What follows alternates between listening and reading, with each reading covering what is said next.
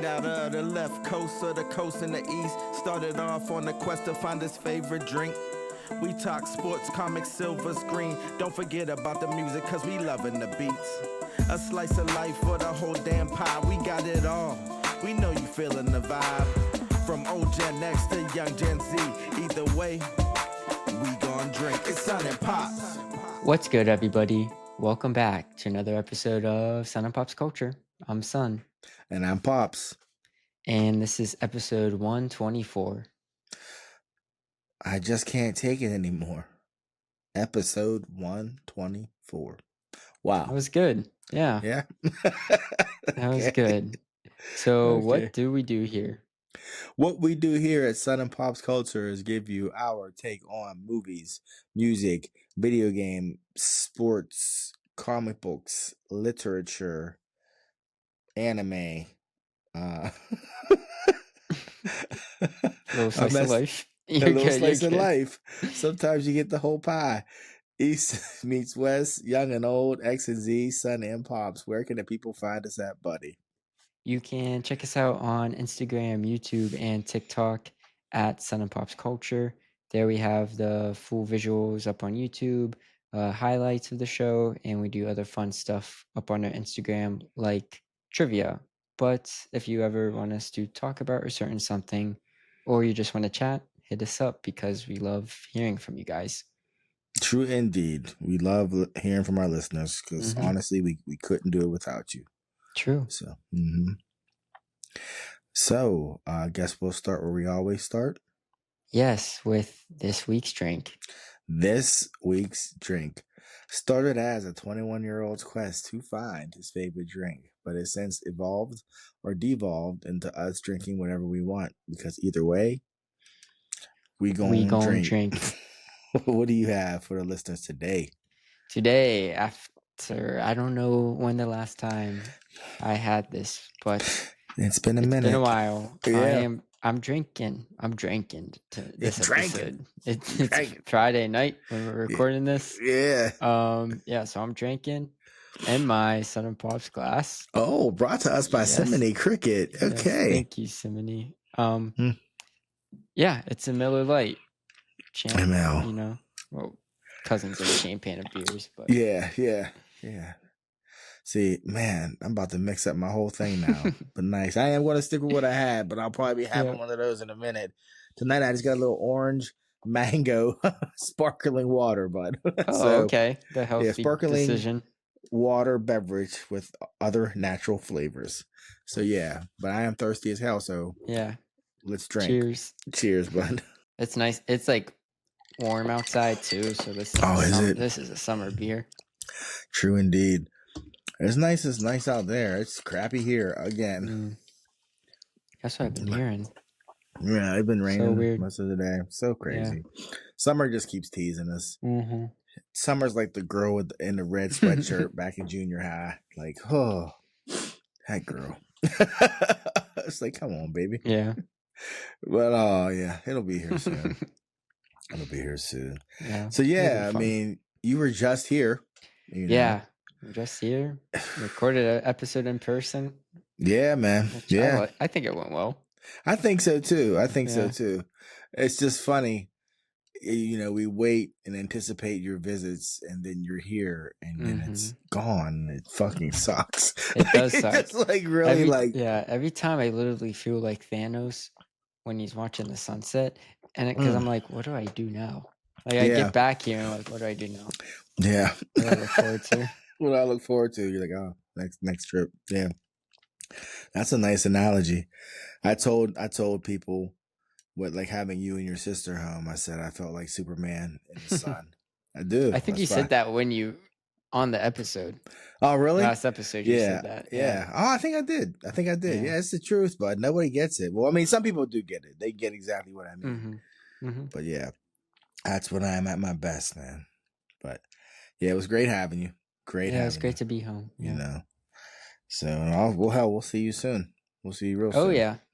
You know, be ripping and running out on the streets of San Diego. I feel like as that trip gets closer, we'll start chopping it up more about the trip, how we're going to cover it. Yeah. Will we or We'll won't do we some wear fun stuff. our shirts? But we'll definitely get some footage. Yeah. Definitely. We'll be But, more prepared and stuff. yeah, I think so. We're Mhm. grown ups now. I think. Yeah. We we'll got be it. good. We got it this time.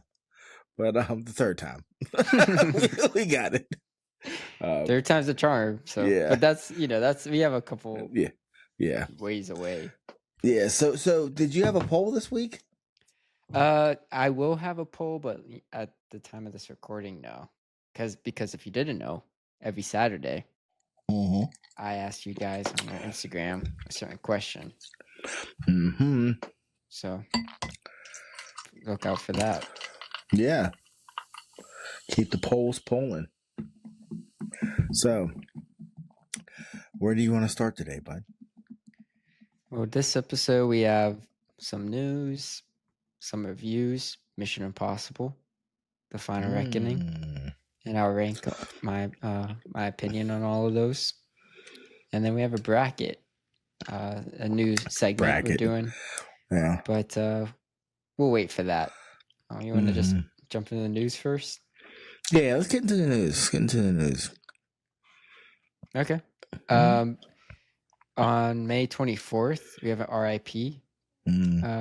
Acclaimed comics writer Peter David passed away at the age of 68. Oh, yeah. You're a Peter David fan. Yes, I am. You definitely know more about him than me, but I know he did a long run on the Incredible Hulk. Yeah, I tried to say it was like 20 years, but I think it was 12, which is still a long run. Yeah. And in my opinion, it's the definitive Hulk run. He introduced a lot of aspects to the character that people play on now. You know what I mean? Yeah. All the Jekyll and Hyde, split personality, all that stuff. A lot of that came from Peter David. Yeah, Peter David wasn't a writer. He wrote like Star Trek books, And I can't tell you what his first published comic work was, but I know one of his books he wrote once he become Peter David. I know he wrote a book, and I never read the book, but I thought the concept was cool. It was called Howling Mad, and it was about a wolf that got bit by a werewolf. So when the moon turned full, it turned into a human. So that's like the premise. And I was like, huh. I was like, that's interesting.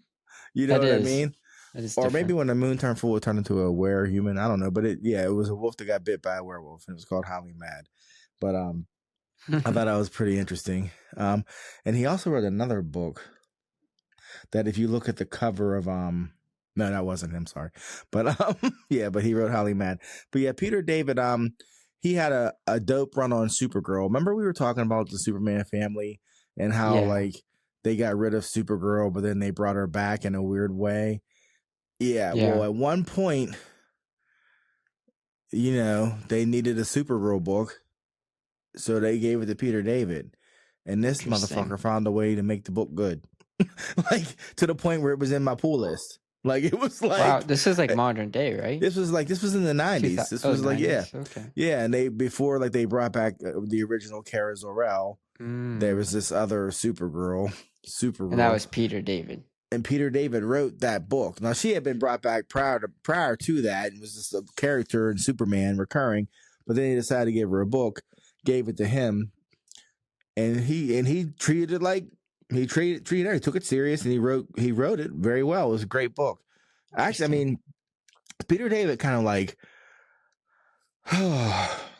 he was just so good. Like he did Atlantis Chronicles when I was probably in like late junior high, early high school age, and it was a mini series, and he did the series to the point where in the back there were like footnotes, like they were actual interviews with like historians. They weren't, but he made it look like that. Yeah. And it was a history of Atlantis in DC, but it was like the Atlantis Chronicles. And by the time you got to it, showed you how Atlantis before it sunk, when it sunk, how they became aquatic, or how they became amphibious, all this stuff. And the final page is the birth of Aquaman, right? Just him as a baby. And it was like, oh. And I love that book. I reread it so many times. And then that led into his famous like Aquaman miniseries, Time and Tide, which I retold didn't know he did Aquaman. that. Yeah, Time and Tide. What's weird about Time and Tide is it's only 4 issues, and it's like not a lot happens, but it's just really good. Like it's like you're reading it and you're like, you just know it's good when you're reading it. And then that led to his Aquaman series, which he was the one that took Aquaman's hand, replaced it with the claw, had him grew the that beard. made him cool. He made him cool. What the Justice League, the cartoon did. Yeah, exactly. Okay. And he was the one that like made the whole idea of like the reluctant king. You know what I mean? Like he doesn't want that. What has Atlantis ever done for me or my mother or anyone in my family? Because if you read Atlantis Chronicles, you find out that blonde hair is actually like a bad omen to Atlantis culture, and just stuff like that. So he took X Factor and took it from just like another X book and made it X Factor, like they were private investigators, you know, and you would think, well, and it was all these B-list X-Men, but it was dope, you know. It was he's the one that made Jamie Madrox the Multiple Man. He's the one that figured out like, hey, this guy can turn into copies of themselves that are independent of him until he reabsorbs them. So how about everything that they learn when he reabsorbs them, you know, like he gets that knowledge, he gets that information. So this guy has all this potential. So he did that. He just did a lot of cool things, you know, and ultimately he'll always be remembered for his run in the Hulk. It's the run. I don't care what anybody says about Immortal Hulk, Peter Davis run. Oh yeah, the modern day guys, they'll come at you. Yeah, because what's funny, and I'll even just say this and I'll let it go, but like what Peter David did with the Hulk, he had to do in the Marvel universe. You know what I mean? He had to write the Hulk, tell the story he wanted to tell, and still like have him deal with what Marvel had going on as a whole. Like he did that one where the Hulk was dying and he was visiting past people and he had to go see the Thing. Well, at the time he went to see the Thing didn't have his powers. You know what I'm saying? So you're thinking he's want to go see the Thing for this final fight. He gets there and Ben Grimm's just Ben Grimm. So, you know, I'm sure when Peter David was writing that, thinking out that story, that wasn't a part of it. So he had to write around it and it ended up being a really cool interaction, you know, where the Thing's feeling bad for him because he's obviously dying at that point. And the Hulk's pissed because he could tell the Thing's feeling bad for him, but he doesn't want to let him know that he's pissed. So basically, I forget what the last thing the Hulk says. The Thing says to the Hulk, but it's something like sympathetic. And as the Hulk's leaving, he's like, you know, all those times we fought back in the day. And Ben's like, yeah. He's like, yeah, I was taking it easy on you. And then he leaves instead of just being like, you know, like, so Ben's just sitting there like this dude's dying. I don't have any powers. And he still just like wants to rub in my face that he always whoops my ass. But, so anyways, so but whereas Thing would lose to the Hulk. I mean, I never said he wouldn't. I just said, I know. break the internet. But whereas a good story, but whereas Immortal Hulk got to just write this like 50 issue Hulk story that was self-contained. And to me, like Peter David just kind of laid the foundation, like you were saying, for all the stuff we know and love about the Hulk. Just with the different iterations and everything. Yeah. Like in his run, he had Savage Hulk, which is the Green Hulk. You know, and then he had Gray Hulk, Joe Fixit. Then he had Professor Hulk, which was all of them combined. Then he had the return of the Savage Hulk, you know. Yeah. Just because like it became like this failsafe, which was pretty dope. It became and he created all that. And he did all that. Yeah, he did all that. Like Joe Fixit the Gray Hulk people hadn't existed since like Hulk. No, it wasn't even Hulk then. It was like Tales to Astonish. And he like changed what Grey Hulk was. You know? What he was, yeah. But he even said, if you look at the old original Hulk wasn't just some Hulk smash. He was more like just a dick. Like he was just like a big lumbering guy, but he had an intellect and he was not nice. Yeah. So he brings in just Joe Fixit personality and it's the Grey Hulk. Because the reason the Hulk was originally gray wasn't because of the reason the Hulk's green is because it was more expensive to print gray than it was to print green. So they switched over to green. That's the only reason the Hulk's green. So, like, literally, like, they were like, because to do a color book, but print gray, I guess that was some kind of issue. So they literally were like, it's cheaper to just print green. So they made the Hulk green. And that's it, which is just crazy. But comics. The 60s. So, yeah. So anyways. The 60s. They were on a lot of different stuff. Yes, they were. But rest in peace, Peter David. You know, another, I guess wordsmith from my childhood. Yeah. Yeah, he'll be missed. Yeah, rest in peace. Yeah. Yeah. Well, in other news, I guess on to the next generation. Not comics, but HBO. We all know they're doing the Harry Potter reboot series. It's going to be like 10 years, whatever. It's supposed to premiere in 2026. They've been casting the show slowly but surely, but they finally announced the casting for the trio, Harry, Ron, Hermione. They posted a picture. The names Harry Potter is being played by Dominic McLaughlin. Alistair Stout is Ron, and Arabella Stanton is Hermione. So that was big news in the TV world, and the Harry Potter. If you're a fan, this whole series is just kind of bothering people, but this was big news. I mean, I'm gonna watch it. Oh yeah, I'm watching the show. And I love Harry Potter. I've read all the books. My Harry Potter story. Your mother got them for me for the first 3 for Christmas for me one year. I read them in 9 days, and then I went to the store and Goblet of Fire was out, and I read that in 2 days. 800 and some pages, people. 2 days. So yeah, Harry Potter had me. I'm just like, wow, we're recasting Harry Potter. But yeah, that's what everyone's saying. We've gone into this before. It's people are still watching this. It's only 14 years old since the last one ended. So it's like, why are you redoing this? But whatever. But see, it's funny you say that because I didn't realize it had been that long since the last one. Yeah, but that's not long to make. No, it's not long. But on the other hand, 14 years is 14 years. Like it is, but with the age of digital media and stuff, 14 years is not what 14 years was from 1960 to 74. True. This isn't like Return of the Jedi to Phantom Menace. Yeah, where that felt like 40 years. Yeah, but you only had VHSs and now. Even then, they weren't reruns weren't what they were and whatnot. Right. Now you have streaming and everyone's streaming Harry Potter. What we associate with Harry Potter is what we got in the live action. Well, I hope people give it a chance. That they give these kids a chance. You know what I mean? The same way we gave the OGs a chance. Because I remember your cousin Dom was not feeling Hermione. Even though what's funny, so I saw the pictures of the cast with the trio, and my first thought was, is that girl tan? And I thought that too. And my second thought though was, her hair is not messy enough to play Hermione, because remember that was one of Hermione's big character traits, was her hair was always wild. Yeah.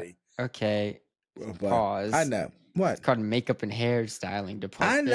I know, but they did not have them in makeup or costume. What was her name? What was the original Hermione's name? Was it Emma Watson?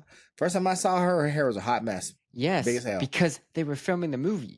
This was on-set photo that they were doing. Well, her hair better be wild and unruly. That's all I know, at least for the first 3 movies. I saw her audition tape, 20 seconds, and she was good. Yeah. Was she good? I'm looking forward to it. She had she had everything, mannerisms, expression. She was good. The tone of her voice. Yeah? Yeah. Leviosa. It's Leviosa, not Leviosa. I'm going to give it multiple chances because I love the franchise. Mm-hmm. Like if J.K. wrote and then people have whatever they want to say whatever they want to say about J.K. Rowling. If she wrote a new She's Harry Potter terrible. book, yeah, but if she wrote a new Harry Potter book right now, I would ignore that. And I'd buy it like the next Chris Brown CD. True. Nah, that's not. I'm joking, folks. But I would buy her next book if it was Harry Potter related for sure. Because I mean, she built a world. Yeah. Well, You know.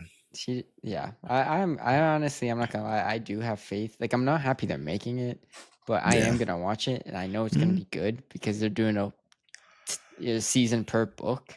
Yes, fleshed out. Yeah, so it's like Like, okay. gosh. And it's HBO.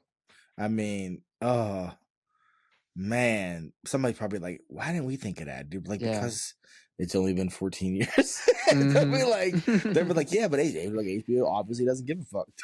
They're like, we'll get you to watch it. Which, speaking of reboots, I told you my man Ace called me like right before this, and apparently his daughter loves How to Train Your Dragon, but good movie. She does not want to see the reboot. Really? Because it's real and it's scary. She thinks it's scary. Oh, she is young. She's 4. Yeah.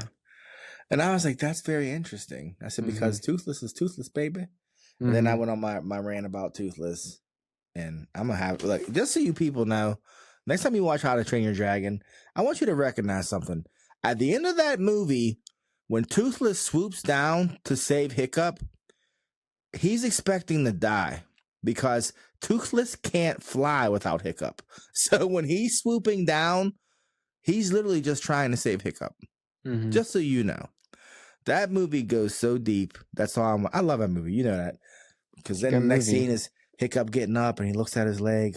Yeah, he doesn't look at his leg. We see it when he puts his leg down. Yes, and you're like, but I was done. I was done. I know. That movie hit so hard. I was broke down, pal. I was like, I was like, it's a great movie. Yeah, and then he shot for shot for this remake. I am right there with your mom. I would be crying.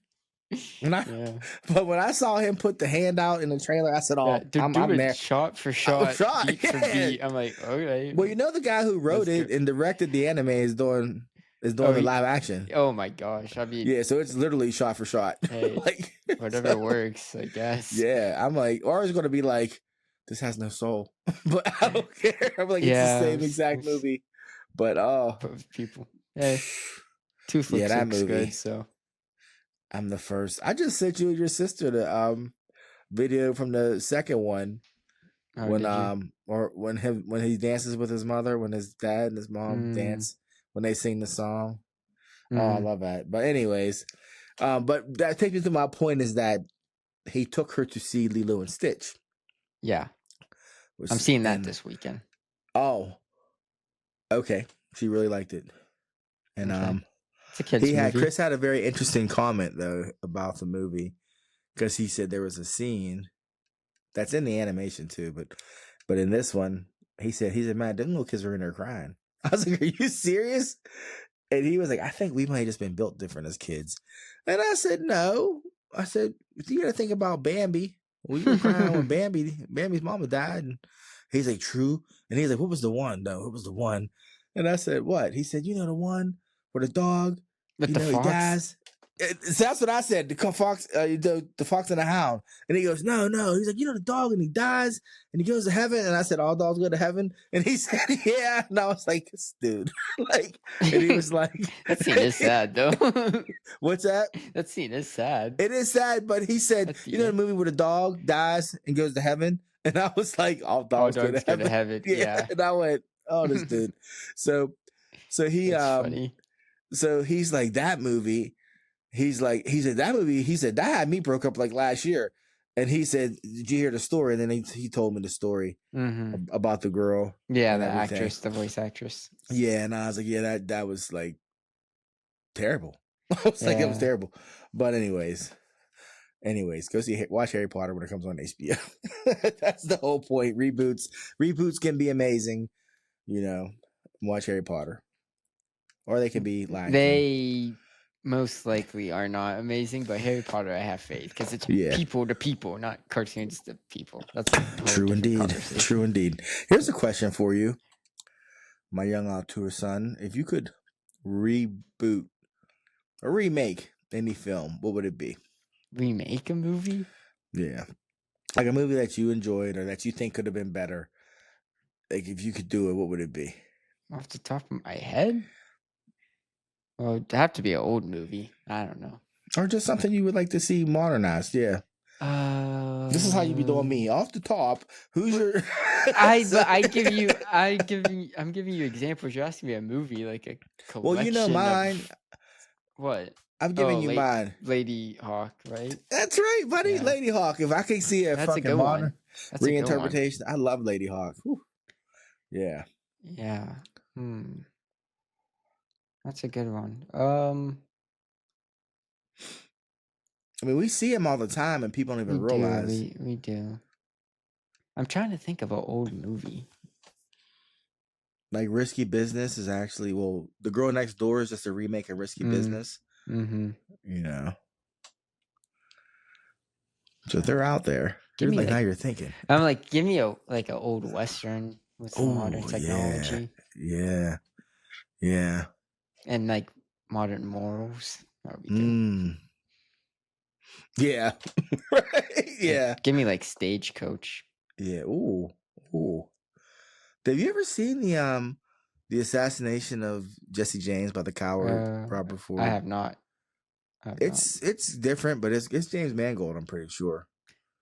Is it? I don't know. No, I know Roger it's not Mangold. Dinkins was the cinematographer. Yeah, it's not Mangold, but because he did 310 to Yuma. Which was a 50s Western. Yeah, and it's 310 to Yuma is good. Yeah, I need to watch that. It's Jeremiah Johnson, dude, remake that. That's my shit. I know. That's my shit. Yeah. Oh, Jeremiah Johnson. That's a good question, though. I have to think about that. Forgetting. Yeah, you think about it and let me know. Yeah, people, if you get a chance, watch Jeremiah Johnson. Watch that on a humbug, like back in my fresh out of college, up all night. That's good. Watching TV. Was like, what is this? Then I was like, next thing you know, I was just sucked in. Yeah. Yeah. And they say he's up there still. Yeah, it's good, bud. It's good. Yeah, it is good. It is. Yeah. Yeah. But okay. Thought I'd ask. I'll think about it. Yeah, I'm curious. You want me? Oh, wait. You wanted to talk about Thunderbolts and their budget? Yeah. So you saw the news that Thunderbolts will be leaving theaters, I think, this week. So fast. That's so fast for a Hollywood, like a big blockbuster. And it's gonna fell short despite critical acclaim. And I guess acclaim the ones that saw it. It fell short of its $450 million budget. Insane. Now, that being said, people, if you've seen Thunderbolts, please tell me where you see $450 million. It's just so crazy. It's like that. Like back in the day, that gave you Pirates of the Caribbean, World's Tide, or World's End. World's End, yeah. I mean, I think the initial budget for Infinity War was 500, wasn't it? No, that's like 400 or something. I don't know what it is with marketing cost, but it's not. Yeah. It wasn't 450. But in any case, that's a lot of money for a movie that I thought was really good. Yeah, it was good, but where's that money going? Yeah, I didn't see $450 million. I mean, it didn't need to be $450 million for what it was. Half the characters in that movie were some version of Captain America. So they had a smaller cast too, and they're on sets for most of it. Yeah, so you know what I mean, like made sets. Yeah, so it doesn't make sense, and I'm like Marvel, but I'm telling you, one day we're gonna be behind the curtain. I'm telling you, and we're going to be like, oh, they're all idiots. Like they're going to be like, we're just writing a check over here. You want some money? I'll be like, oh, you just handed out money? They'll be like, yeah, it's all in the budget. I'll be like, well, what is it exactly? We're going to call this the Son and Pop's bump. I'm like, oh, we'll take it. I'll take it. They're like 20 million. I'm like, 25. Got you, man. Got you. I'll give you 27. Yeah, I'll give you 20. I'll be like, oh wow. Because it's just not making any sense. And then you have a movie like Captain America: Brave New World, who ended up, it still ended up making more money than I'm like, how? More barely. Both of those are still they are the bottom tier of the MCU gross list. It's just crazy. Oh, and since we didn't get to speak about it last, or did we? You'll remember. After not this last recording, the previous recording, I watched Marvels. We did not talk about this. Which is, the bottom. Yeah. It's the bottom of Marvel. Yeah. So I watched, remember I said, I'm going to watch it. So I watched it. And it wasn't good, but it wasn't bad. I think I told you, it's like watching Grease 2. It's Grease 2. Just enjoy. Like I literally what said, you're getting. Yeah, like once you figure it out and you figure it out quick, what you're getting with this movie, it's just like, oh, just give me some popcorn. Yeah. Because it's just, it's like, it reminded me of, what did I say? If Hallmark or Lifetime were to make a Marvel movie, that's what it reminded me of. Like, I mean, even down to the way it looked, the way it was acted. Yeah, like that just sounds bad.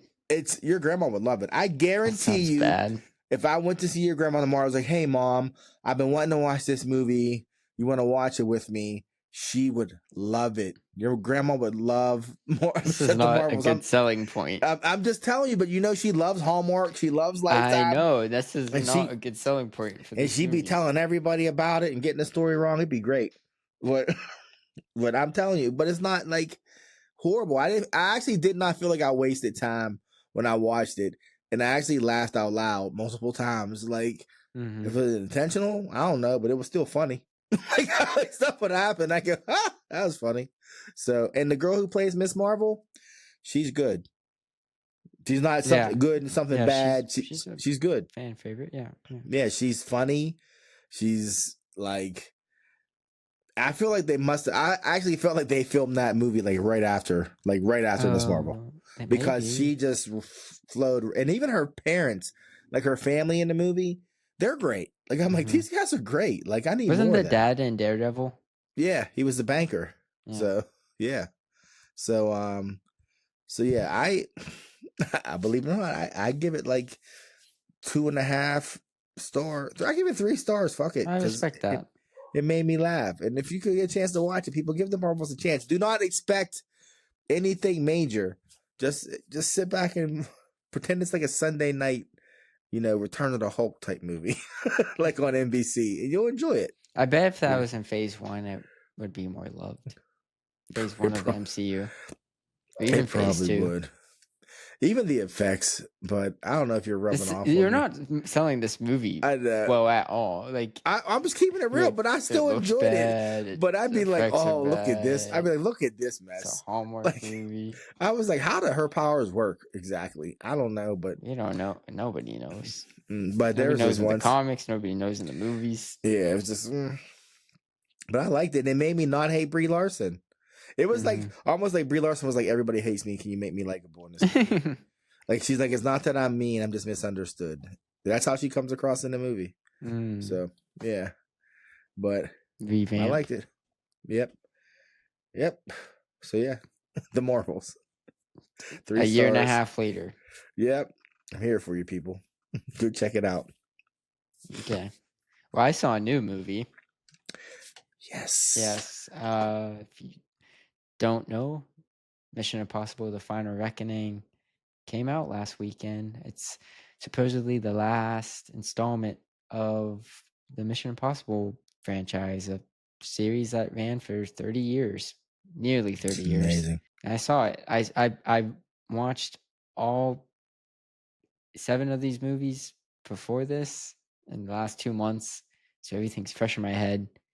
I'm a fan. I wasn't a fan before, but after watching all 7 of them, I'm a fan. And Yeah. I'll rank them later, all of them.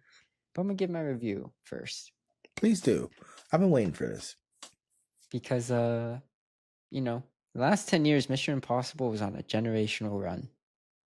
Some great action films, some of the best. So expectations were high, especially when it's the last of franchises critically acclaimed. And I just liked this movie. I didn't love it. I wanted to love it. I was going in so excited. I wanted to love Yeah. it, but I just liked it. It has its problems. It does do some good stuff, but this movie's 3 hours long. It takes 90 minutes to get to the good stuff. That first hour, at least, it's a mess. It just feels different from what we've been getting the last couple movies. Just like Really? just with like how it's character saying stuff, how it's edited, like they kept doing in the beginning, because this is all like a two-parter to Dead Reckoning, right?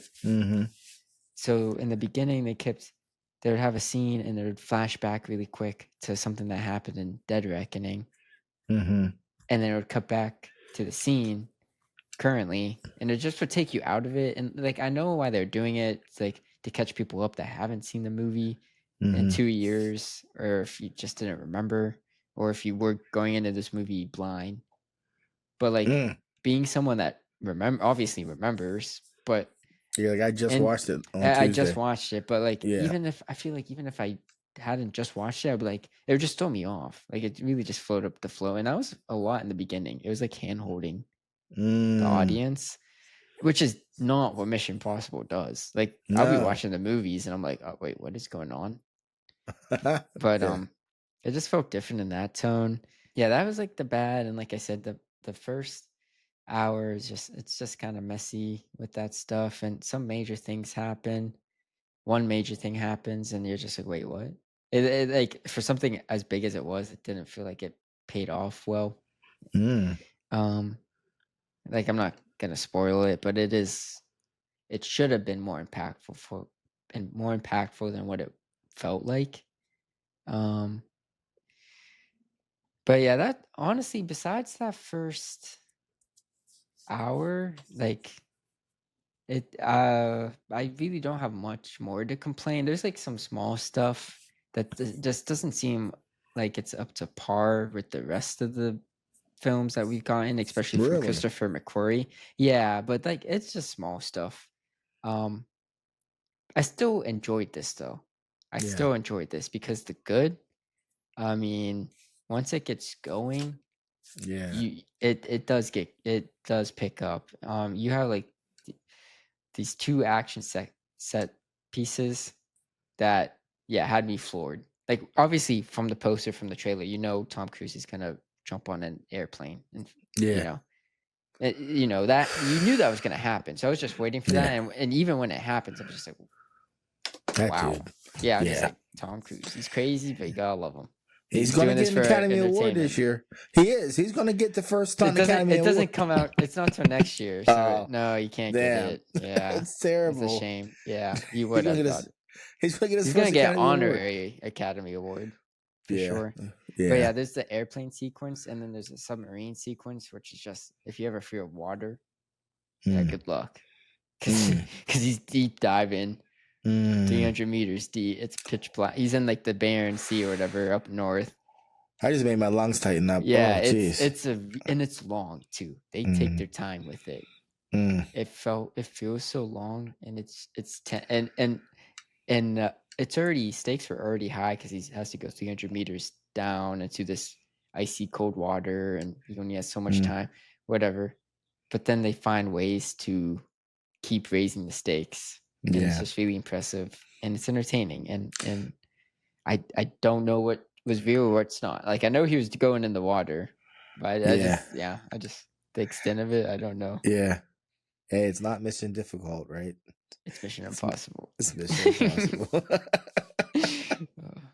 Yeah. So that was the two things everyone's talking about. Those, like, those are the highlights. It just sucks that you have to wait 90 minutes to get to them, because the first 90 minutes there's not really much action, like Yeah. in terms of Mission Impossible.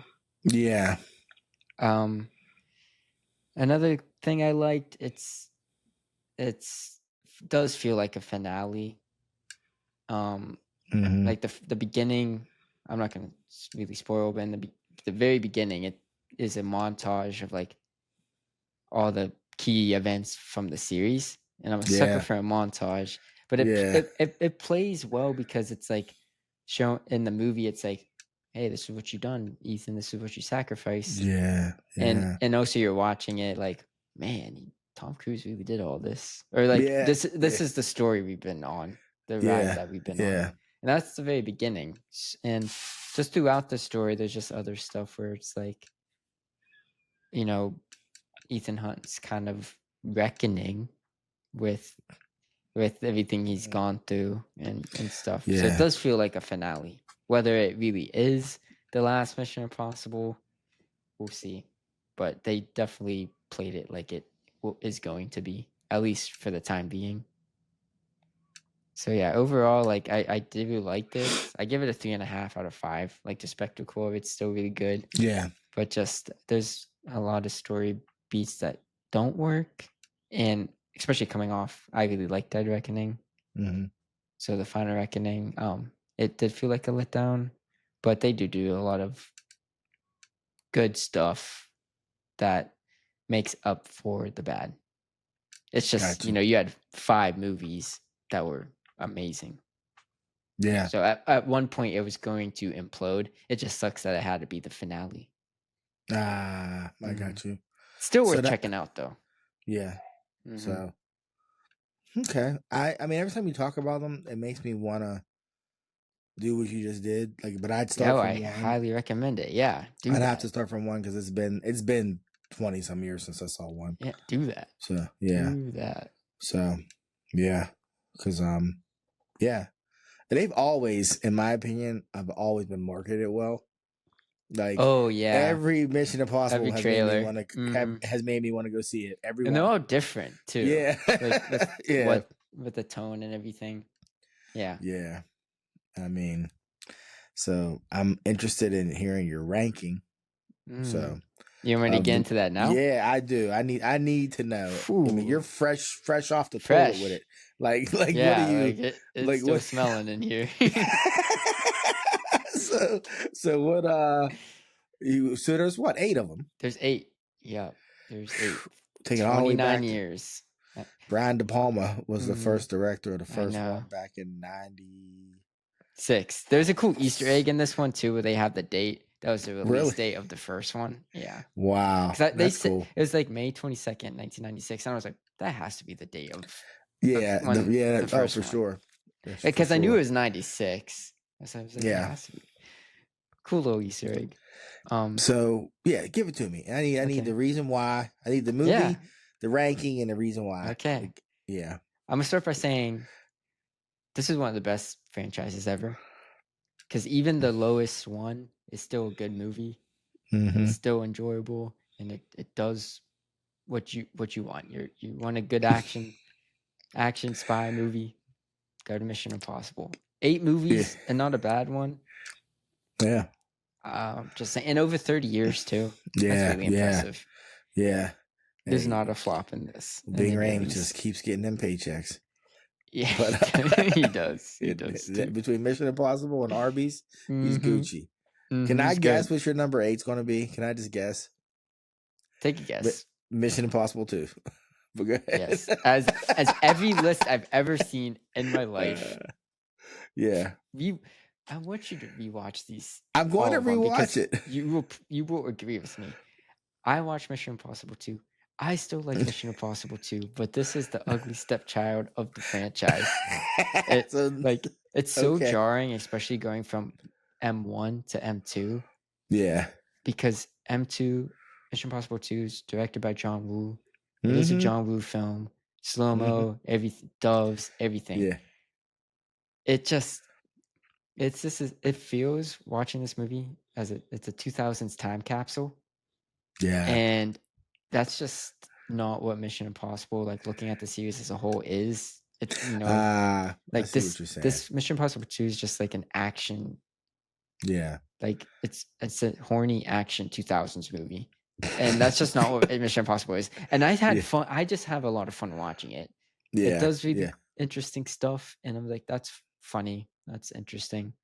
Yeah. But it does have the weakest plot. And your Uncle Jason, all he said was, after the first 45 minutes, it's all action. That's all he ever said. The last act was his review. Really, that's all he ever said. Is really interestingly done and entertaining. Yeah. John Woo does his thing. But John Woo. I swear, isn't there a scene where like they're on motorcycles shooting at each other, doing wheelies? Yeah, they joust and then they jump off and they fly and they like grab each other. It's a mess, but I loved it. Yeah. And that's the movie that ruined Doug Ray Scott's career. Yeah, he was supposed to be messed up Wolverine. His back. Yeah. Yeah, people. The guy in Mission Impossible 2 was supposed to be Wolverine before Hugh Jackman. Villain. Yeah. Which is crazy. Mm-hmm. Where you see the stunts, you can see how he hurt his back. Yeah, I hurt his back. You're like, God damn it, I could have been somebody. Yeah. So that's my number 8. My number 7 is Mission Impossible, the OG. Okay. I just this just isn't for me. I try, and I do respect it. I can see when people like it, but to me, it just feels outdated. Not just with the effects, but just with how the story's executed. Not to say like there are really iconic moments, not just in the franchise, but in cinema, like the Langley heist when he's on the wires. That's iconic, and I do respect it. And this movie's still enjoyable, but it's just not for me. So I think it's interesting you said it looks dated because it doesn't just look dated. It feels dated, just how the story progresses and stuff. Well, that was Brian De Palma. And I feel like that was like the beginnings of Brian De Palma being like, oh, this is Brian De Palma. Like, just doing this what was he probably does. His last one, big one. Yeah. I mean. Yeah, he just does what he does. Like, yeah. But it does look pretty though. There's a lot of Brian De Palma shots for sure. The split diopter or whatever they're called. Yeah. There's a lot of those. And I like it. But yeah, this movie's not for me. Then number 6, I have Mission Impossible 3. This came out. Yeah, this came out 6 years after M2. And this is when I really start to like these movies. Is that JJ? No. Yeah, JJ Abrams breathed life into this franchise. He set the tone of what the rest of the movies would become. He's done that a few times. He has. I personally like JJ, and this does have a lot of his tropes, so I could see if someone doesn't like this movie as much, but I like him, so it works for me. Now, is that Philip Seymour Hoffman as the villain? Yeah. That's the last one I saw. The late, great Philip Seymour Hoffman as Owen Davian is the best villain of the franchise. That everyone says that. Wow. He is. Wow. He is. He's just a cold... calculated. Yeah, just killer. Yeah. And the reason why this is so low for me, because I do like it a lot. It just lacks like the big action set pieces that from Mission Impossible. Yeah. Just compared to the rest, it just doesn't have like what it has. It's still good, but it's not this grand. Like whoa. Now, what year was 3? This was 2006. Did you hear me? This was 2006. You froze up, but sorry. Oh, you're good. It was 2006. Okay. 6 years after M2. Okay. Well, I'm just trying to think about what it was like. Like, what his competition look like? You know this what I mean? This is the lowest grossing one of the whole series. Yep. Yeah. Wow. Because I feel like with 4 is when everything started to escalate each movie. It escalated and escalated and escalated. Because it was 4. Go ahead. I'm sorry. You're good. I'm interrupting your flow. Okay. Mission Impossible 2 is number 6. 3. Well, I'm going from lowest. Yeah, you said so. Mission Impossible 3 is number 6. Is number 6. Yeah. Yeah. I still also really like this. I think this gives Ethan Hunt his like most emotional death, because it's when he has a wife and stuff. Yeah. He So has a that's what wife. keep me Mm-hmm. like Invested. engaged. Yeah, Yeah. invested. Yeah. Then at number 5, I have The Final Reckoning, the one I just reviewed. Really? Yeah, like I just said in my review, it's far from perfect. It does have some really high highs, but it's just it has the high highs is what puts it above 3 for me, but Mm-hmm. the messiness is what bogs it down with the rest of them. I got you. And then at 4, I have Ghost Protocol. Really? This came out in 2011, Mission Impossible 4. It drops the number sequences. This is when we start getting the subtitles. Oh, you're right. Yeah. Is that This Paula is Patton? No, oh yeah, Paula Patton's in the crew. Yeah. This one's Yeah. directed by Brad Bird, Yep. Incredibles, Iron Giant. This was his first live action movie, Yep. and it's great. Like if Mission Impossible 3 is like revived the franchise, this is what transitioned it to into like a serious contender for like action films. Yeah, and this being my number 4 just tells you how good the rest of them are. Like the first half of this is really, really good.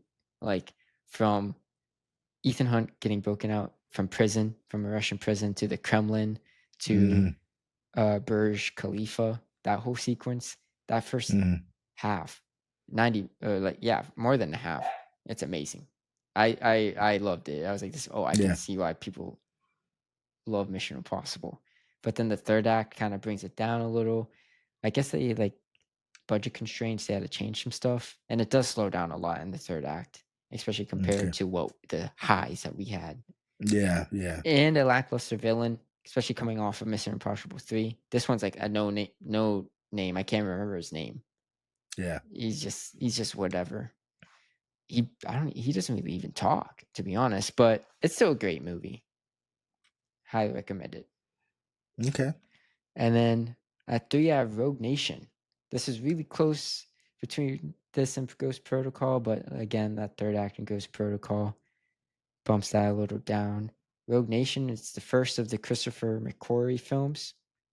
He's after this, he directs the rest of them, and they delivered the perfectly executed Vienna Opera House scene, the underwater vault sequence, Casablanca car sequence, the chase there.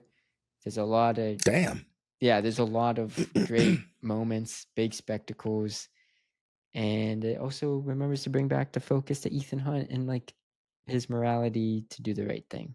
So wow. it's a good movie. Then at number 2, I have Dead Reckoning. I feel like people trying to gaslight me by saying this isn't a good movie.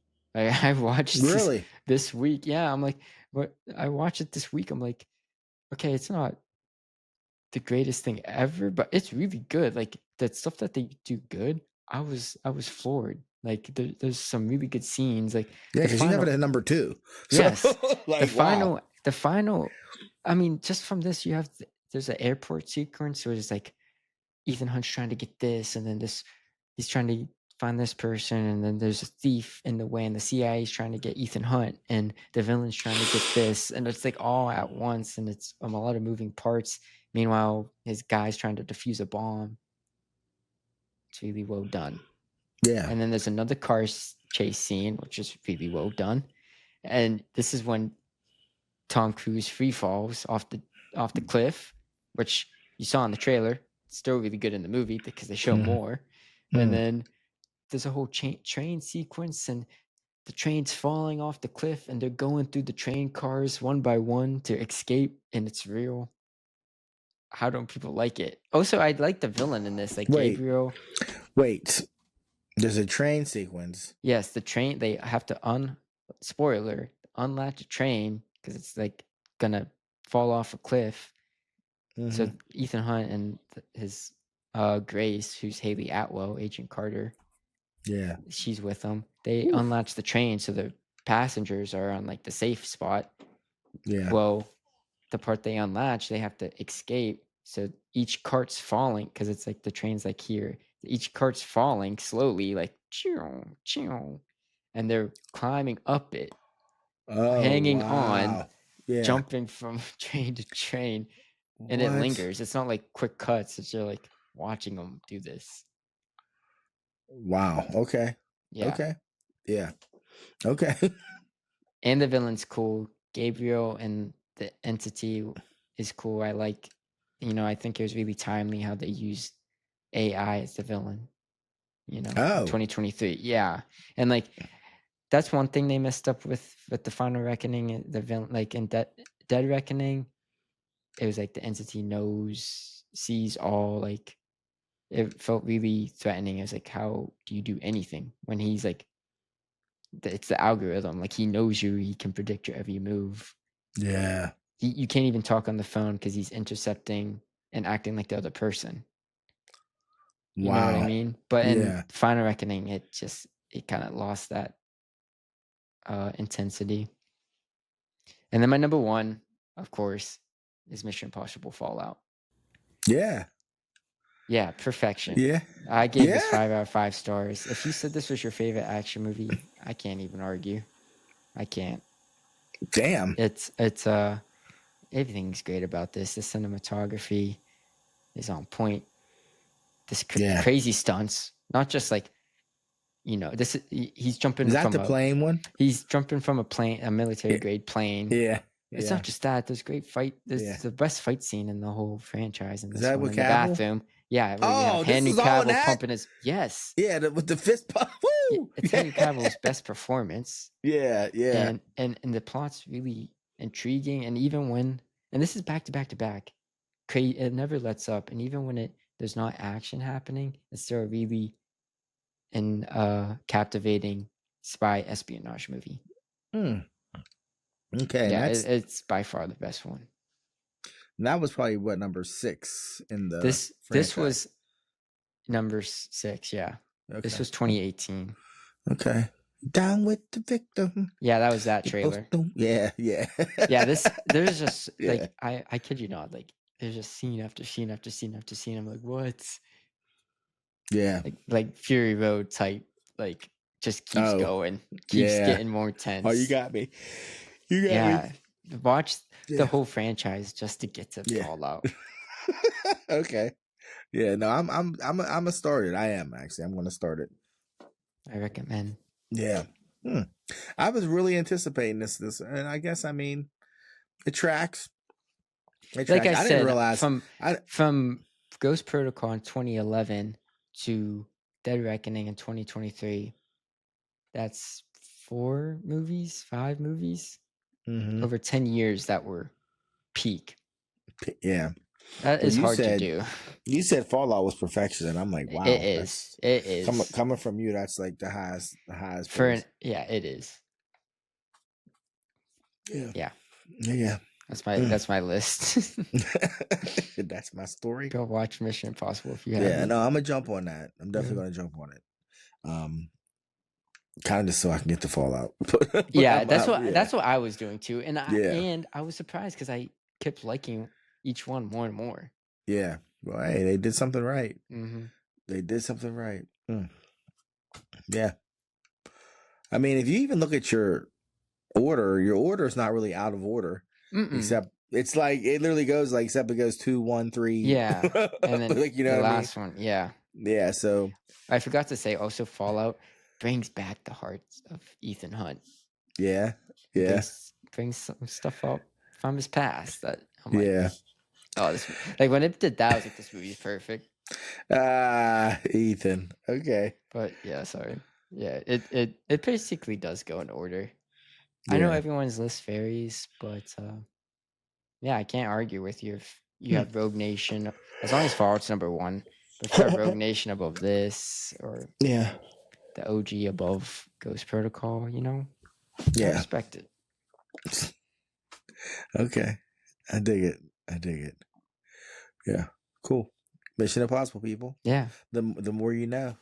I mean, we're gonna ask the people, what is your franchise of choice? Because you talked about that transition, around what, Fallout? No, Ghost Fallout. It was Ghost Protocol. Ghost Protocol was the to me the clear transition. I was like, whoa, this is a pretty well made movie. Yeah. Like I mean, like you see it in other franchises. That's was my point. Just like even what we joke about all the time, but like the Fast and the Furious, how it went from being about cars to suddenly became heist. It became super heist or something crazy. But yeah. Oh, on a rumor note, did you hear the rumor that they're doing a streaming series based in the Creed universe? And what universe? Creed, like Creed, Rocky. Oh, yeah, it's gonna be a boxing. they've been like hinting at that. Like Yeah, I Michael B. just saw a Jordan thing wanted to about do something. Yeah, it's not gonna be about Adonis though. It's No. gonna be like other fighters. So, But anyway, they just popped in my head. yeah, We talking about I'm just like, franchises. why make it? Yeah, I'm like, just make it a boxing show. yeah, I mean, yeah, I don't. Just so you can get the cameo of Michael B. Jordan. Yeah, him coming into the gym, be like, Wood, Yeah. what's going on? Like talking to Wood Harris, like, yeah, what's up? Like, but anyways, yeah, Mission that'll be Impossible. on Prime. Yeah. It'll be on Prime and it'll be on Peacock. No, Prime owns MGM. Oh, which owns Rocky. Oh, yeah, that's right. All right, cool. You want to do this superhero draft? Sorry, this superhero bracket. Yeah, I think I got it in me. You think? Yeah, I think so. You can do lightning round. Explain it to the people what you got me about. What you're about to put me through. So this is a new segment. We're gonna go through tournament style. We have this bracket of characters facing off, people facing off. But the category for this segment this week is best superhero castings. Actors, actresses, iconic, not iconic, what they did for the character as a whole, what they did for maybe a franchise. This is 64 characters to choose from, 6 rounds. 64. I already know who's going to come into the 6 rounds. Let's get at it.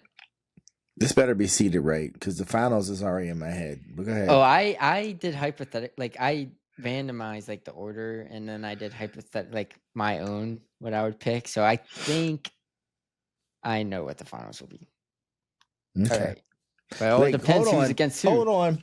Write it down. I want you to write it down. I have it on. All right. I have it. You can write it down too, but I have the bracket in front of me. Well, I threw my pen away because I was writing too much while we were recording. But I'm not going to change. But I'll just tell you when it's over because I won't lie. No need to lie. Okay. So I am typing it. So you can't. All right. Okay. Yeah, I'll put it on my phone. Round That's what 1. I'll do. Okay. Hold on. Okay. I'm gonna put it on my phone, and I won't touch my phone the rest of this time. Let me see. Put it real big. It's the finals. This is my finals prediction. All right. Hold on. Don't tell me. Actually, I want to. I'm not going to tell you. Okay. I'm just going to put it down, and I'll pick it up when it's over. All right. It's all about seeding for these, I know. I was saying you better seed it right. Okay. All right. You ready? Round 1. Yeah. Jason Momoa as Aquaman. Zoe Saldana, Gamora. Zoe Saldana. All right. Figured that. Mark Ruffalo as Bruce Banner / Hulk. Or Chris Evans as Captain America.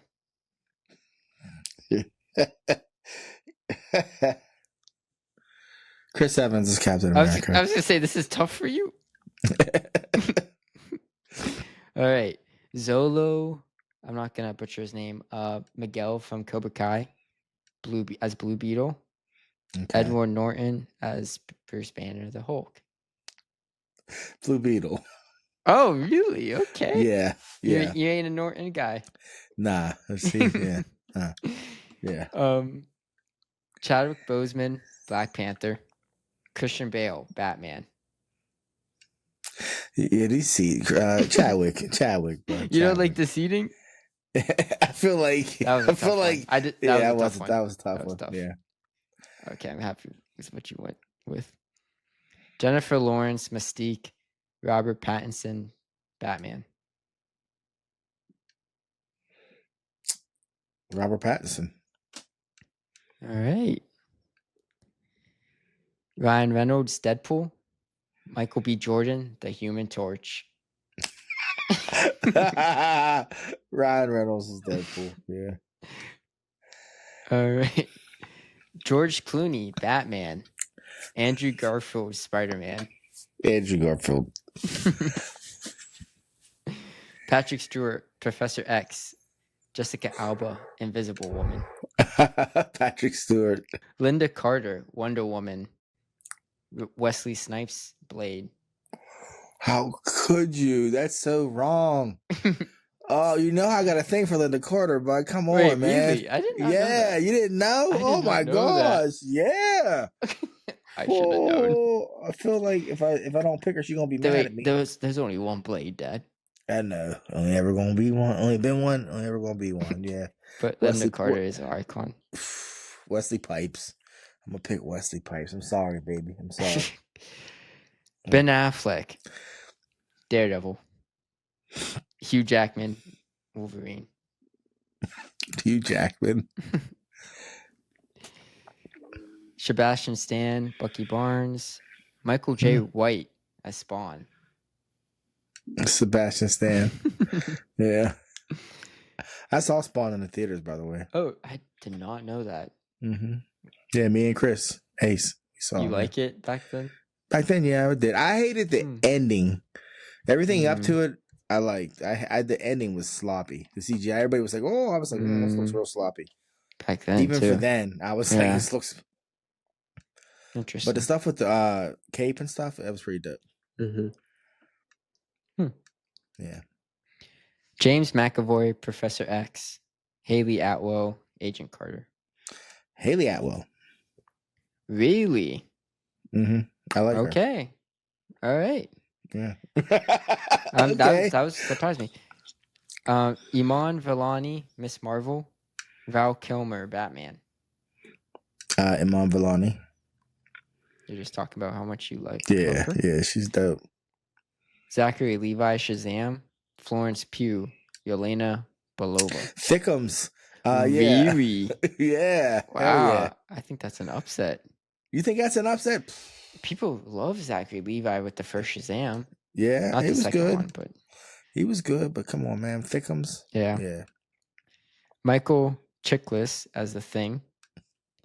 Ryan Reynolds, Green Lantern. Michael Chiklis. You did. You were clowning. You were clowning. Yeah. I was like, that's the only person that he could have beat. Thing. I like that thing, though. Yeah. That was your thing. Oh, yeah. Tobey Maguire, Spider-Man. Daphne Keane, X-23.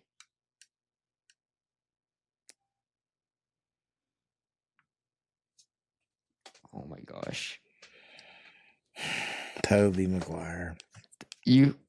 I loved Daphne Keane, but you thought about that for a minute. I did, because I almost picked her. Tobey Maguire, Dad. Yeah. Mary Jane. Yeah. Yeah. Okay. Helene Slater, Supergirl. Wow. Ellen Slater. Yeah. Oh, Ellen. Sorry. Ellen, yeah.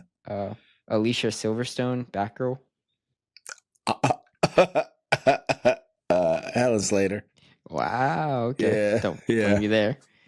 Yeah. Christian Ritter, Jessica Jones, Robert Downey Jr., Iron Man. Robert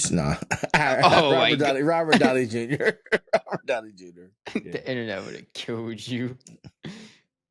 Okay. Michael Keaton, Batman. Paul Rudd, Ant-Man. Michael Keaton. Yeah. Samuel L. Jackson, Nick Fury. Chris Evans, The Human Torch. Samuel L. Jackson. Jennifer Garner, Elektra. Aaron Taylor Johnson, Kick Butt. Aaron Taylor Johnson. Nice. Elizabeth Olsen as the Scarlet Witch. Michelle Pfeiffer as Catwoman. Michelle Pfeiffer's Catwoman. I don't care. I knew it. I don't care. I knew it. Oh my gosh. You already made me turn my back on Linda. It is iconic. Yeah. You saw that suit. Yeah. Jeez. Chris That white Pratt, coat. Star-Lord. Scarlett Um, Johansson, Black Widow. Oh, Interesting. very interesting. I guess Star-Lord, I guess. Really? Yeah. You're not picking... I locked it in, but Scar Joe. Really? Yeah. Wow. I was not expecting that. Henry Cavill, Superman. Gal Gadot, Wonder Woman. Cavill. Really? People sweated Gal Gadot was I Wonder sweated her for Woman. one. I sweated Yeah, her for two. one. Two. Yeah. Wow, I Yeah. really thought you were gonna do. All right. Nah. Charlie Cox, Daredevil. Halle Berry, Storm. Charlie Cox. Not surprised. Letitia White, Shuri, Black Panther. Brie Larson, Captain Marvel. Shuri. All right. James Marsden, Cyclops. Chris Hemsworth, Thor. Chris Hemsworth. Nicolas Cage, Ghost Rider. Oh, Nick Cage. Tom Holland, Spider-Man. Tom Holland. Tom Holland. You don't like Ghost Rider? I mean, that's funny. Some of these I forgot that they even happened. I'm like, Yeah, oh, wow. Yeah. Jeremy Renner, Hawkeye. What's his name? Famke Jensen, Jean Grey. How do you say her name? Yeah, Jeremy Renner. Famke. Yeah, Famke. Famke. But yeah, Jeremy Renner. Dave Bautista, Drax. Christopher Reeve as Superman. Christopher Reeve. I was gonna say, what was the hesitation? John Cena as Peacemaker. Ron Perlman as Hellboy. Well, that's a toughie.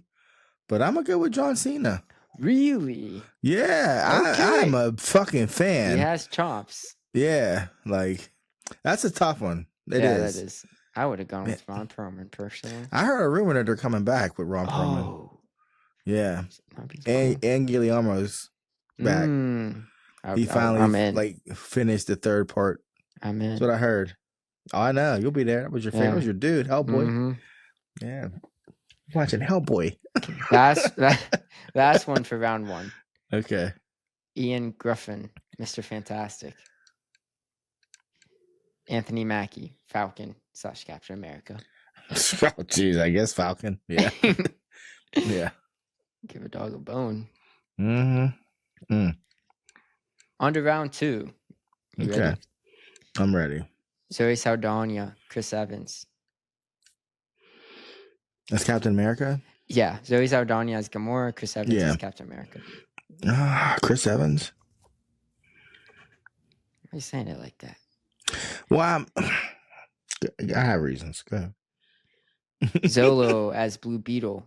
Chadwick Boseman as Black Panther. Chad. All right. Robert Pattinson as Batman. Ryan Reynolds as Deadpool. Ryan Reynolds.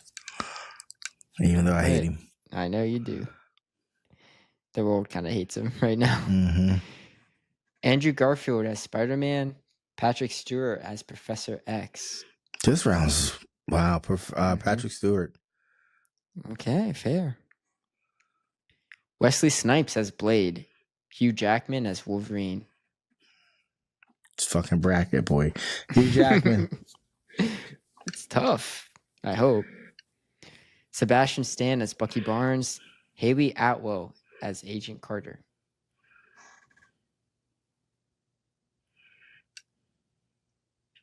Haley Atwell. Wow, she's going so much farther than I thought. Yeah. Yeah. Amon Villani as Miss Marvel. Florence Pugh as the Elena. Miss Marvel. Okay. Wow, I really thought you'd go with your love. Yeah. We're in the end game now, son. Michael Chiklis as the Thing. Tobey Maguire as Spider-Man. Tobey Maguire. Okay. Now we have Ellen Slater as Supergirl. Robert Downey Jr. as Iron Man. RDJ. Are we in the Sweet 16 now? Yeah, we're in the Not Sweet yet. 16. No, you're still No. about to. Okay. Michael Keaton as Batman. Samuel Jackson as Nick Fury. Samuel L. Wow, I thought Gen X would kick in right there. Nah, I told you, but that's just it's real now. All right, real. we'll see. Because Aaron Taylor Johnson as Kick Butt, Michelle Pfeiffer as Catwoman. Michelle Pfeiffer's Catwoman. Oh, I knew it. I knew you were doing this. I knew you were gonna do this. I knew. No matter who she was up against. Chris Pratt as Star-Lord. Henry Cavill as Superman. Cavill. Wow. Okay, yours were a Cavill, man. Yeah. Charlie Cox, Daredevil. Letitia Wright, Shuri, Black Panther. Charlie Cox. Good, yeah, he's good. Chris Hemsworth as Thor. Tom Holland as Spider-Man. Oh my God! This one's this might be the toughest one in the category of the round 2. Yeah. Chris Hemsworth. Wow. Okay. Chris Hemsworth. Locking it in. He is Thor, bro. He is Thor. Yeah. Jeremy Renner as Hawkeye. Christopher Reeve as Superman. And Superman. Yep. Okay. Hold on. Next, we have John Cena as Peacemaker. Anthony Mackie as Falcon. Captain America. John Cena. Can't see me. Wow. Make it into the Sweet 16. Cinderella. Can't see me. Cinderella Yeah. story. Now we're in the Sweet 16. You have Chris Evans as Captain America. Chadwick Boseman as Black Panther. Chadwick Boseman. Wow. Really? Yeah, I said it. Okay. That was a tough one. Ryan Reynolds as Deadpool. Patrick Stewart as Professor X. Patrick Stewart. What?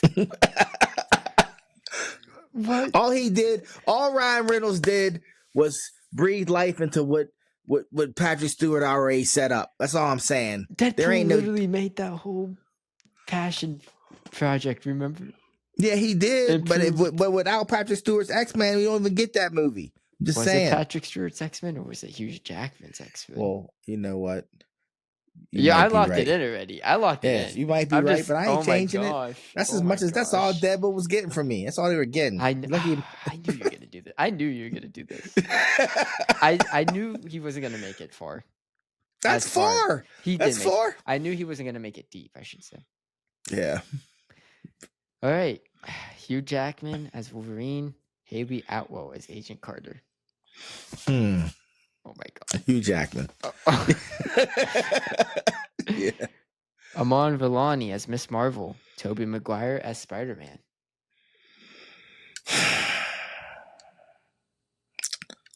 Tobey Maguire. He's just like hanging out. Seems like he's your favorite Spider-Man. But he's really not. That's what's crazy. That's the beauty of brackets. Yeah. Robert Downey Jr. as Iron Man. Samuel Jackson as Nick Fury. Robert Downey Jr. Yeah. Michelle Pfeiffer as Catwoman. Henry Cavill, Superman. Henry Are you Cavill. serious right now? Oh my Henry God. Cavill. Oh my God. I was gonna give her one more just so she do better than Deadpool. Oh my gosh. Charlie Cox as Daredevil. Chris Hemsworth as Thor.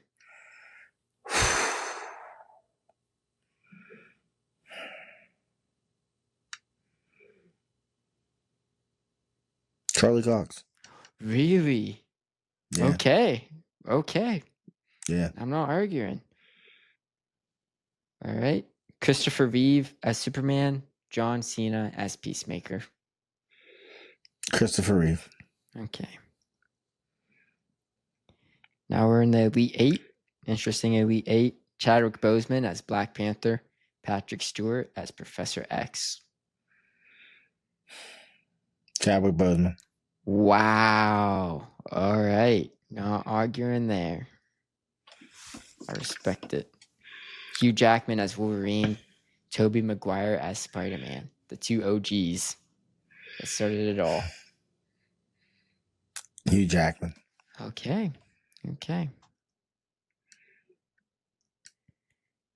RDJ as Iron Man. Henry Cavill as Superman. Two Supermans in the Elite Eight.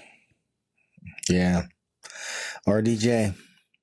All right. RDJ. Can't stand him, but yeah. He made the MCU. I mean, Charlie Cox as Daredevil. Christopher Reeve as Superman. Christopher Reeve. Okay. Now we're in the final four. Chadwick Boseman as Black Panther. Hugh Jackman as Wolverine. Man, this bracket. Hugh Jackman. Oh, okay. You hesitated for a minute. I did. That was a tough one. Yeah, I knew it was going to be. I should have told you my final four. This is a Go tough ahead. one. RDJ, Iron Man. Christopher Reeve, Superman. Christopher Reeve, bud. Oh my gosh. Really? Can I ask why? Cause, man, he made you believe a man can fly. Everybody that's played Superman since has emulated Christopher Reeve's style. Everybody. Mm-hmm. Just that simple. He's Superman, bro. Yeah. he's literally Superman. Like, I would say a everybody counter argument to that. I see your point. Like, everyone does compare like every new Superman to Christopher Reeve, but RDJ, it's like, will they even try recasting him, Iron Man? I mean, we've had Superman. They're still making Superman movies. Look, I'm just saying, I'd recast him. They will. It took them how long to recast Superman? I mean, with the show, not long. I mean, there were shows running while the movies were still going on. Okay, but movies, yeah, like movies, it took them over 15 years, yeah. Yeah. Yeah. So we'll see when they recast RDJ. Okay. Going off of his last time. Yeah. Showing up. Yeah, because I don't want to. He's gonna. But yeah, I just. And I think people. No, I respect your decision. I was just. Yeah. The last two Superman movies weren't even that good. But I can tell you this: I watched Superman 3 like a dozen times. I did with Richard Pryor. Because I had Richard Pryor. That's not why I'm saying, but he was in it, so it gives you an idea of what this Superman movie looked like. Mm-hmm. Like it was a comedy. I know they're bad. I watched the making of Superman 3 on HBO. Like it's so bad. It's so bad, but so yeah. So to say like Superman movies were watchable, I told you my first one was Superman 2. Phew. When he was bleeding for the first time. Anyways, all right. So we're in the finals now. What were your predictions? You wrote this down in the beginning. Mm-hmm. Can you see it? No, I can't. No, it's blurred. It's not. No. Oh, I see. It says, wait, put it up a little bit. Actually, just tell me. It says Christopher Reeve versus Hugh Jackman. Wow. That's what it says. Yeah. Okay. Because now, don't ask me. I knew it was going to be Christopher Reeve. I knew it was going to be him. Yeah. But you said it best. Like, what they gave to the franchise, impact, blah, blah, blah. Now, this one, I don't know what I'm going to say. I have no idea. I might just flip because we have Hugh Jackman as Wolverine and Christopher Reeve as Superman, which Hugh Jackman, they brought him back. About RDJ being recast. Yeah. Like, they cannot recast Hugh Jackman. They're just like, try. I don't know what to do. They could have. They did not even try. They're like, tell you're 90. Because, like, they don't know what to do without this man. If there's an X in it, it's like Deadpool said, you were the X-Men.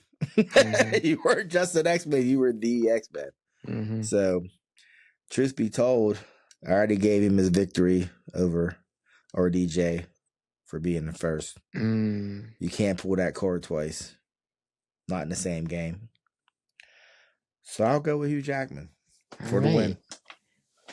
I I'll respect go it. with Hugh Jackman. Yeah. You gave me some surprises, but I'm not surprised by like your elite eight Final Four. I was Yeah, like when we got to the Final Four, I was like, "Oh my god, this is yeah. Because I mean, I knew Chadwick couldn't win it all, but I knew Mm-hmm. he was gonna make a run. Yeah, I really thought RDJ, Cap would take him over who did he go against on Captain that cutting? America. Oh, You it thought was he was gonna Black take it? Panther. I thought Chris You Evans think was you gonna. thought I picked Chris Evans over? No, because you know why? Although I love Chris Evans as Captain America, I've always felt like any blonde hair, blue eyed person could play Captain Really, you did think that? America. I love Chris Evans as Cap, but I've never felt anything special about his Cap performance. Sometimes I think, Okay. was that what makes it so good? Is that he's just playing a nice guy? Like, but I've never been. That's an interesting argument. Yeah. Yeah, it's never been like I don't know how many like people could be pulling that helicopter down and make yeah. that look cool. But you see what I'm saying? Like even like he's had cool moments, but Yeah. like RDJ is like if you came in my room, somebody came in like we were playing charades and they wanted to be like, and you were like, do RDJ or no, do Iron Man, and they did do Tony Stark. They could do Tony Stark, and I'd be like, oh shit, that's Tony Stark. But if they were just doing, just it's just I don't know. But maybe that's how Cap was supposed to be in the movie. I don't know. But I get what you're saying. I get it. You see what I'm saying? I do. I do. Like whereas like Deadpool Wolverine, where he ends up being the Human Torch, that shit was fucking hilarious. Like that was more memorable than a lot of like stuff he said in the I don't know, but I still like him. I still like him as Cap, but yeah. All right. There won't be. How are they ever going to replace him as Cap? That's never going to happen. Whereas like even Hemsworth, I wonder what they're going to do about replacing Thor. Because he's very Thor-like. Yeah, that was another. I'm surprised you picked Charlie Cox over him. I'm not angry about it. I'm just surprised. Well, I just think Charlie's so good as Daredevil. And I feel like just the fact that not only did he launch the whole Netflix thing, which led to all the other Netflix series, now like he's back at, streaming, doing it again. You know what I mean? 10 years later and still killing it. Like that dude's Daredevil. So yeah, he's good. Yeah, he's good. And like what I said with Gal Gadot, yeah, we were just Gal Gadot. Sorry, Gal. I said Gal Gadot. Yeah. Gal Gadot. I did. Oh my God, I do. Oh well. If I thought you were gonna pick her because like I remember when Wonder Woman 1 came out. Not even that when she was in Batman versus Superman. She was in Batman. I loved her in that. Loved her. Wonder Woman. I loved her in that. But that just tells you how bad I hated Wonder Woman 1980. I hated that movie. That ruined my Christmas. That movie I was like, bad. Oh.